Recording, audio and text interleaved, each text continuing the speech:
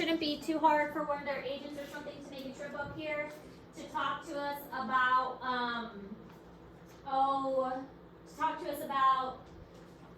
conservation related stuff. So I've been trying to figure out who would be the best person to contact. I worked for the conservation department in Columbia for a while, so I was trying to see if my contact person that I worked for was still there. So he was going to be the one I talked to first if he was still available.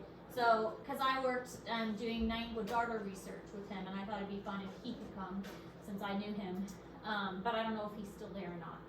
So I started kind of some research with that. We still have plenty of time since it's just barely February. So that's kind of what we're looking at so far. This unit is on ecology and basics. Some of this will be review. Basically what I did, since I am teaching this at State Fair as well, I got all of this information from State Fair, and I condensed it, and I picked and chose what I thought was important and took it from the State Fair course, because basically what State Fair has done is they switched their unit to straight up ecology pretty much, and they're basically just using ecology. And so I took their ecology information and I was like, yeah, no, we don't need that, and oh, this is interesting. And so I picked and chose what I thought would be helpful and useful for our course, and took that information and compiled it into just this unit. And then our next unit is going to be like field techniques. So after this, I'm hoping that the weather will be nice enough that we can get into the field more often. So our next unit after this will be like field sampling. Like, this is how you do this sampling technique. This is how you do this sampling stuff. And then we'll practice some of that too, with more lab stuff. So that's kind of what I'm anticipating of it. So this is more like what we did before. This is more indoor kind of lecture, kind of class stuff to prepare us and kind of give us more of a background before we can actually get out in the field and try some of that stuff. So, giving us a background on the field. This we've already talked about. This is a slide taken from one of the first days of the semester. So, ecology versus conservation. Ecology is the study of interactions, and conservation is the wise use of our natural resources. So, our first unit focused more on conservation and what is conservation biology, how does that play into this class. And this unit is definitely focusing more on the study of interactions between species, within species, and species and their environment, and those kinds of things. So that's definitely what this unit is more focused on. So this is looking at how species interact with each other, how species interact, animals and plants, how they interact within their environment, how they are interacting with humans around them. We're going to have a talk about like how humans interact with each other and how the human population grows, things along those lines. So all of that is going to fall within this subject. So all of that is going to be within this topic. This will take us probably through February, and hopefully by the end of February, getting into March, weather's going to start warming up. If there's good days, we haven't had a whole lot of warm days in January. I mean, we had that one nice day where we went for a walk. Hopefully we'll get a couple more of those nice days thrown in there so we can go outside, because I really do want to get out and go over to the outdoor classroom. So, all right, levels of organization. This is an important idea that the outdoors is built on different levels of organization, and ecology is built on this as well. So it starts with the individual and works its way up to the biosphere. So the individual organism, and then you have a group of organisms, which is called a population. Those populations build up to a community. Then you have an ecosystem, biome, and biosphere. So the biome is the whole area, looking at like the climate and the weather and everything that is involved within that. So there's a lot of confusion about like what is an ecosystem and how is that different from a biome. Well, biome is looking at more weather patterns as well. So how is the weather involved? How does the weather interact with that? What is like the precipitation and those kinds of things. And then these are all in Google Classroom. Again, anything with a star should be in Google Classroom. So individual is one organism, population is two or more of the same organism. A community is all of the living things, plants, animals, whatever. If it's alive, that is part of the community. And then ecosystem is the living and the non-living. And then the biome is the ecosystem plus the climate and the weather. And then the biosphere, bio-life sphere circle. So this is talking about the entire Earth and how all of that is going to interact with each other. So this is all in Google Classroom. You don't have to write this down. All of that's in Google Classroom. Or it should be. Did I put the student notes in there? Mm-hmm. Okay, I thought I did. I thought I put that in there. Okay. So when we are doing research in ecology, there's three main ways we can do research. And I have found this to be true because when I was doing my thesis, I really, well, and I still do, I love being outdoors. I wanted to include a outdoor field portion to my thesis research. And so I made sure that that was included. So a lot of my thesis research was lab work, working with fish in the lab, but I wanted to take some of those lab fish and put them in the field and see what happened. When we took them out of the lab and we put them in the field, what would happen to those fish when we took them out of a stable setting and exposed them to random variations in the environment. And so that's what we did. We made artificial ponds and we put them in those artificial settings and we observed what happened. So observing is a big thing that is a way that we can test experiments in ecology, is observing them. What species live here? How many are there? And that is one thing that we will be doing when we get out in the field, is just making observations.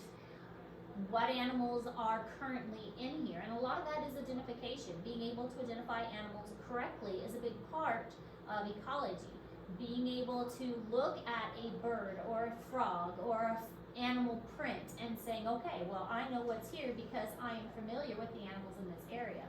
That was a big part of my undergraduate degree, was animal and plant identification, because I needed to know how to identify animals and plants for my degree if I was going to go on to be like a research person or work for the conservation department.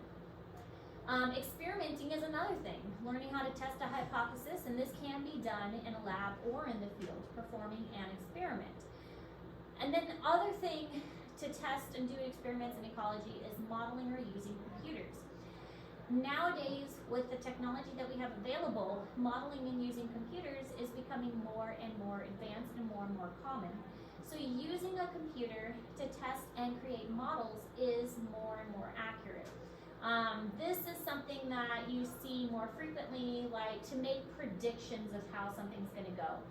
We know that this has happened in the past, so we can put in some calculations and run a model of how we think this is going to play out in the future. We think that something similar to this is going to happen in the future, so we can create a model of how we think this is going to happen in the future. In 10 years, we think this is going to happen. We're going to look at some of this modeling when we talk about human populations. We predict the human population is going to grow by this based on how we have seen it grow in the past. So energy flow is another big thing, which I'm sure you've probably heard about before, but something that we just need to kind of refresh our memories on. Every organism has so much energy that it can spend. Think of it like money. It's the currency that we use. Everybody, admit it, you would want to have as much money as possible and do as little as possible to get that money. I mean, admit it. You don't want to do much, but you want as much money as you can get for doing as little as you can. And there's no shame in that, because that is all of our dreams. To sit around and not do anything, but to just bring in money. Just to see that dollar sign go up in our bank accounts and not have to do anything for that. We all want that. There's no shame in that. That's like everybody's dream. That is how nature works too. Energy is the currency of nature. Animals want to get as much energy as possible with expending as little energy as possible. That is the way of nature. Same with us. We want to save as little energy as we can, or save as much energy as we can by expending as little energy as possible. So if we can get as much food and shelter and warmth as we can with doing as little as possible, then by all means, let's go for it. Now, with that in mind, we must understand where the energy comes from, and that's from the food we eat, and having a nice cozy house to stay in, with a heater in the wintertime and an air conditioner in the summer, and that all comes back to money. So that's one of the reasons why we want money, is so that we can live comfortably. Animals, kind of the same thing. So it's kind of like our currency, and it's the currency that animals use too. So for them, and for us, ultimately for us as well, sunlight is the main source of energy overall. It all comes back to the sun. Sun makes the plants grow, animals eat the plants, and then ultimately, like, we will eat the plants or we will eat the animals that eat the plants, so it all comes back to the sun. The sun provides the energy that everything else needs. It all comes back to the sun. If we were to somehow lose the sun, everything dies. It's pretty much all about the sun. Sun provides the energy that makes the plants grow. The plants use that energy through the process of photosynthesis to make energy for the rest of us. Without the sun, we're pretty much screwed. Kind of need the sun. Alright, so I'm not going to go over all these words. I'm hoping you are familiar with these words. This is elementary school stuff. You guys are college students. I thought about going over these words, and I was like, yeah, no. You hopefully know these words. So I put them all in Google Classroom with the hope that you are familiar with what a carnivore is. If you are not familiar with what a carnivore is, you can find the definition in Google Classroom. That's the one that eats plants, right? Yeah. Okay. The only one you might not be familiar with is calorie. I'm sure you know, like, you check your calories on the back of the food label. Calorie is a measurement of energy. When you're really reading the back of a food label and you see how many calories is in there, a calorie is how much energy that food has. So a calorie is how much energy is available in a food product. So when we talk about calories in class, or science class particularly, we're talking about how much energy is available in that particular thing. So if I say something has 10 calories, that means it has 10 amounts of energy available.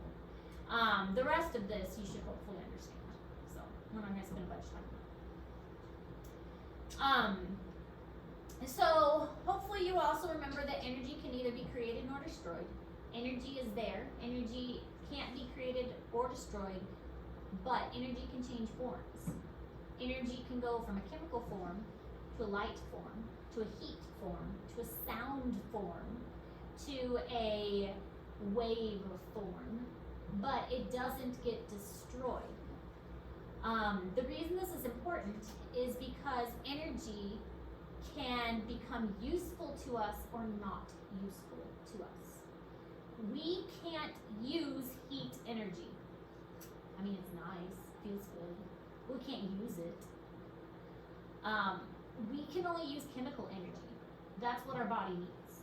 That we get the chemical energy from the food that we eat, but we can't use heat energy. I mean, heat feels good for our body and keeps us warm, but that doesn't give us any energy for food. So energy changes forms, but there's only a certain type that we can use. So there's sound, and if you ever sit really close to a speaker, when it's really loud and the bass is thumping, you can feel the energy from that sound. So you know that sound has energy too. If you've ever seen wind blowing, you know that wind has energy because it forms ripples, or you can feel it. So there is energy in a lot of things, but we can't use the wind energy. So we can only use energy in the form of chemical energy. Yes? Exactly. Yes.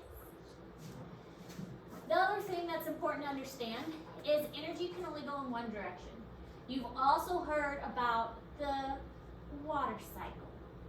The water goes in a circle, precipitation, condensation, evaporation. Yeah, energy doesn't do that. Energy goes in one direction and it's gone. Carbon cycle. The carbon goes around and then it goes back like until you die and you release your nutrients into the ground. Yeah, energy doesn't do that. Energy goes up the food chain, it's gone. And then that's why you get hungry, because you need more. So energy can only go up the food chain and then it's gone, and you need more because you're hungry. If energy recycled itself, that would be fantastic. We would never get hungry. That'd be great. But that's not how it works. We're hungry because we need more energy. So that's why organisms are constantly looking for more food. It's a constant battle. We need more energy because the energy is used up and it's gone. Energy isn't destroyed, it just goes into another form that we can't access.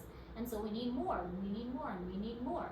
Just like we spend our money, and we need more. So, I mean, we get the money back by doing something else. We get the food back by eating more food. So, energy can only travel up the food chain in one direction before we get hungry and we need to eat it again. So this brings up the idea of trophic levels, the food chain and food web. I'm sure you know about the food chain and the food web, so we're not going to get into deep details about that. Food chain is one direction, food web is very tangled up. But trophic levels are different levels and kind of like the food pyramid. You've got the producers, then what's called primary consumers, secondary consumers, and so on. You get tertiary consumers. Those are each level up the food pyramid that you go. The trophic levels is where it gets confusing, but also very important. Each level you go up the food pyramid, each trophic level, energy is lost. So you need to advance up the trophic levels, but each level you advance, energy gets lost, and not just a little bit of energy. No, life would be simple if we just lost a little bit of energy, but it's not. We lose 90% of the energy each time we travel up a trophic level. We only get 10% of the energy, and 90% of it is lost as heat. So each level we move up the food chain, we lose 90% as heat, and only 10% of the energy is actually available to us. So imagine plants. Plants have 100% of the energy that they get from the sun. So they have 100% of the energy available, which is why when they tell you to eat your vegetables, it's true, because vegetables have 100% of the energy available from the sun, but even eating your vegetables, you can only access 10% of that energy. 90% of it gets lost as heat when you eat it. If you eat meat, then you are eating from the second level of that pyramid. You eat chicken, okay? Chicken is a second level, and so you're only eating 10% of 10%.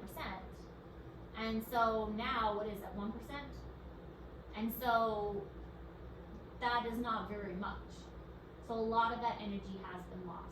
And then if you move even further up that pyramid, even more energy has been lost. So by the time you get to that tertiary consumers, if you eat, like, think of a lion, which is a top predator. They have lost a huge amount of energy by the time they get there, and so they're not getting very much energy by the time you get to the top of that pyramid. Lots and lots of energy has been lost. So what if they just started eating the zooplankton? Zooplankton. which is why whales can survive off of zooplankton. And whales are one of the biggest animals in the world because they eat lower down on the food chain.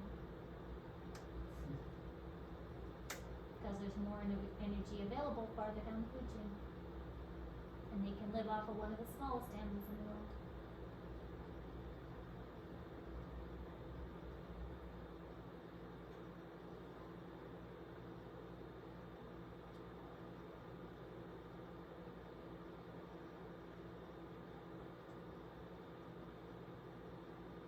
Ecology's fun. Things make sense.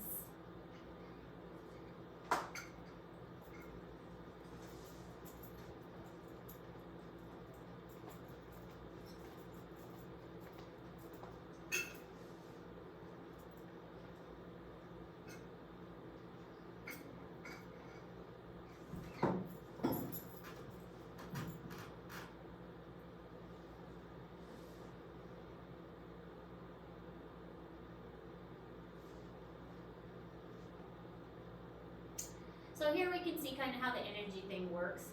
It's kind of even more sad when you look at it in the calories perspective. So if the sun has 1 million kilocalories, and then you get our producers, which have 10,000 kilocalories.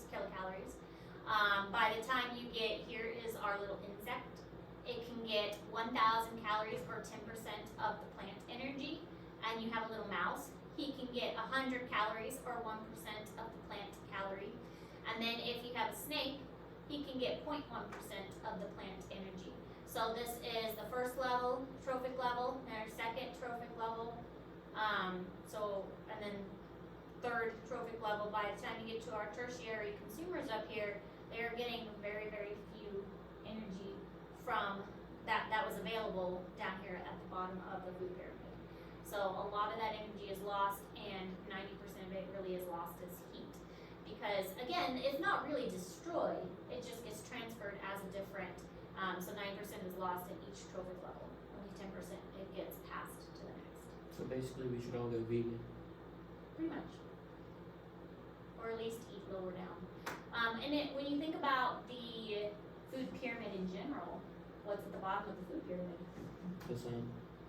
Yeah, and you should eat grains and pastas. That's where most of the energy lies. Pastas and fruits and vegetables. Interesting. So again, looking at the ecological pyramid, the lower levels have more energy than the higher levels. And that's where most of the biomass is too. Most of the biomass in general is plants. If you step outside, what do you see? Plants, grasses, trees. You will see animals, but most of the stuff out there is going to be plants because you need a high amount of that to support the other animals that are available. There's not going to be as many top predators either. You're not going to see as many carnivores because the food chain just can't physically support as many top carnivores. And as we mentioned already, the larger animals like whales can survive by eating small animals like krill because there's just more food to be found by eating things lower on the food chain. And yeah, breads and pastas, fruits and vegetables. Those are, if you think about the food pyramid, or I think it's called my plate now, but that is the bigger portion on those plates.